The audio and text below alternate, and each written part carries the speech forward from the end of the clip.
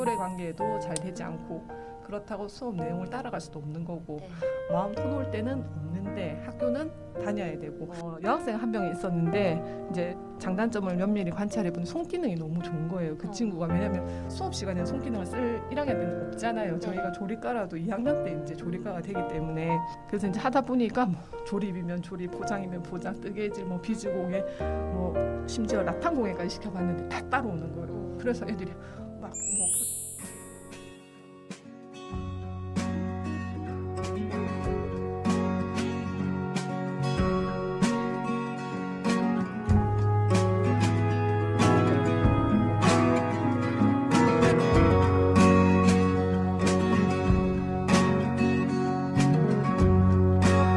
안녕하세요. 느린 발걸음 청취자 여러분 반갑습니다. 세상에는 다양한 가족들이 있습니다. 저희는 그 다양한 가족들 중 경계성 발달장애 아이들을 키우고 있는 가족들인데요. 오늘은 올해로 17년째 특수교사로 근무하고 계시는 선생님 모시고 궁금한 점도 물어보고 이야기 나눠보는 시간을 갖도록 하겠습니다. 네, 안녕하십니까.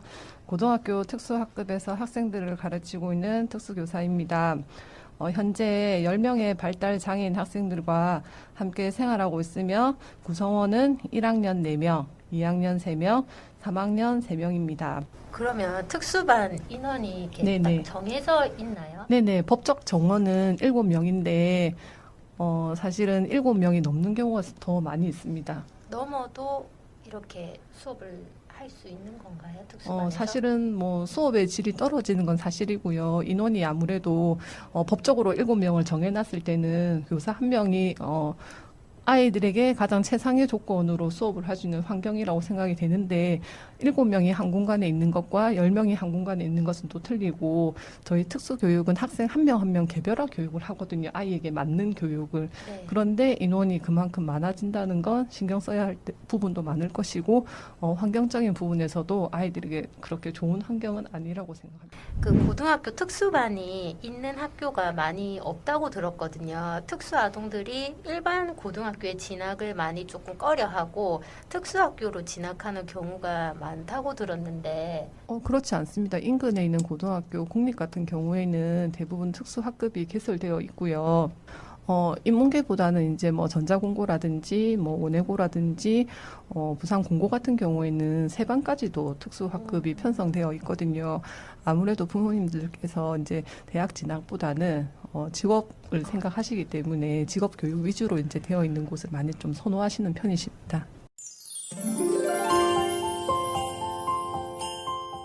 그 진학에 있어서는 아이 성향도 중요하고 그다음에 중학교 때 선생님들 그리고 학부모님들께서 아이에 대해서 잘 아실 거라 생각이 드는데 일단 제가 생각했을 때는 특수학교가 아닌 이상 스쿨버스는 다니지 않거든요. 그러면 집이랑 가장 가까운 학교를 가시는 걸 일단 추천드리고 인문계를 선호하시는 분도 사실은 계세요. 인문계를 선호하는 경우에는 주변 아이들이 성향이 대부분 대학 진학을 목표로 하기 때문에 조금 유순한 편이고 이게 뭐 특성화에 다닌다고 뭐 학생들이 나쁘다는 건 아니고 네. 일단 자기 공부에 이제 신경을 쓰다 보니까 뭐 학교 폭력 문제라든지 이런 게 조금 덜 발생하기는 해요. 그리고 이제 뭐 봉사 활동이라든지 여러 가지 뭐 동아리 활동 이런 거에서 이제 친구들을 좀 도와주는 경향도 좀 많은 편이고 그런데 이 친구가 공부에는 사실은 관심이 없을 수 있잖아요. 특수학생들도 자기는 뭐 만드는 거 좋아하고 그리는 거 좋아하고 뭐 이렇다면 특성화 고등학교를 추천드리기도 하고요. 제가 지금 근무하는 학교가 그 특성화 고등학교인데 저희는 조리, 그다음에 보건, 사무행정과가 있거든요. 그런데 보건은 저희 친구들이 사실은 가기가 어렵고 기능이 좋은 친구는 조리과에 진학해서 지금 2학년 같은 경우에는 3명이 다 조리과에 지금 수업을 듣고 있고 실습도 참여하고 있고 뭐 제과 제빵이라든지 한식 조리라든지 서양 조리라든지 뭐 일반 친구들보다 능숙하진 않겠지만 그래도 한번 칼질해보고 한번 불 사용해보고 이런 게 학생들에게는 큰 도움이 되기도 하거든요. 그리고 학생 스스로가 이제 일반 또래들 속에서 있는 게 어려움이 있고 기능적으로도 조금 도움이 많이 필요한 경우에는 특수학교 진학하는 것도 나쁘지 않다라고 생각을 합니다.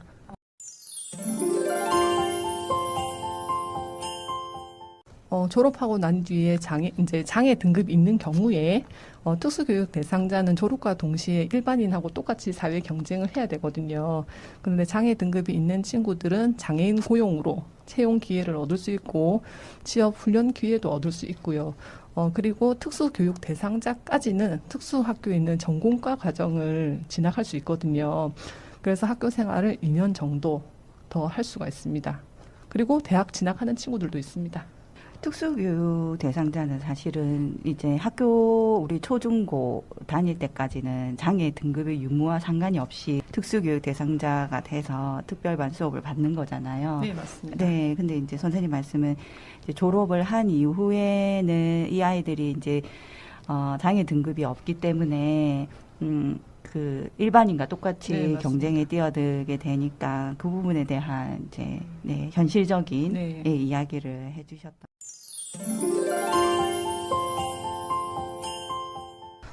부모님 입장에서 특수교육 대상자로 본인의 아이들이 선정된다는 것에 대해서 거부감을 갖고 계신 분들이 의외로 많은 것이 사실입니다. 특수교육 대상자란 법에 따라 특수교육을 필요로 하는 사람으로 선정된 사람을 이야기하는데 특수교육 대상자 꼭 장애인은 아니거든요. 저희 반에도 지금 10명의 학생들 중에 장애 등급을 가지고 있는 학생은 4명밖에 되지 않습니다. 6명은 특수교육 대상자로만 선정되어 있고 장애 등급 같은 경우에는 뭐 교육청에서 해주는 것이 아니고 병원 검사를 통해서 장애 등급에 맞는 판정을 받는 경우에 받을 수 있는 것이고 특수교육 대상자는 교육청 진단평가를 통해서 특수교육이 필요하다라고 판단되는 학생을 선정하는 것이거든요. 특수교육이라는 게 특별히 이렇다라는 인식보다는 특수교육 대상자의 교육적 욕구를 충족시키기 위해서 학생에게 맞는 교육과정이라든지 관련 서비스를 제공하는 거기 때문에 제 입장에서는 제가 특수교사라서가 아니라 만약에 제 아이가 그런 특수교육 대상자가 된다면 저는 유치원 때부터 계속 적극적으로 그런 서비스를 이용할 수 있게 할 거거든요. 경우도 지금 일반 중학교, 고등학교 보낼까 말까 정말 네, 네. 걱정되는 게 네네. 괴롭힘이거든요. 맞습니다. 그러니까 일반 애들도 일반 애를 괴롭히는데 맞아요. 좀 얘를 가만두겠나. 그냥 네, 가만히만 두면 책가방 메고 학교 왔다 갔다만 하면 되는데 네네네. 그게 이제 안 될 시에 조금 괴롭힘을 받으면 어떡하나 그 생각이 제일 네. 크거든요. 그래서 그 중간다리 역할이 특수학급에 소속이 되어 있어야 그게 네네. 사실은 캐치가 되거든요. 아이의 이제 평소 상태가 네네. 뭐 조금 나를 깔아앉아 있다든지 아니면 네네. 신체에 뭔가 흔적이 남아 있다든지 이런 경우에는 특수교사가 개입해서 적극적으로 아이를 이렇게 보호하고 지켜줄 수 있으니까